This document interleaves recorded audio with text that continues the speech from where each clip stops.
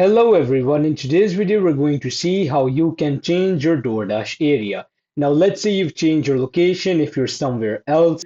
DoorDash will usually sense it and it will ask you to add a new dashing location. Of course, whenever you open your DoorDash, as you can see right here, you'll see the Dash Now option, and when you press on the Dash Now option, of course, you're in a different location. Here it will show you new dashing location, which means is that it is verifying if this is your current location.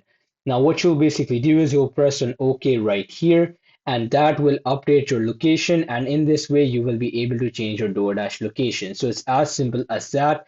When you open your DoorDash and you go to your usual Dash Now option, DoorDash's smart technology will be able to detect that you're in a different location, and it will automatically prompt you to add a new location. Now, the only drawback in this is that if you're in an area where DoorDash isn't offered, you won't be able to use it there. Thanks for watching and subscribe for more.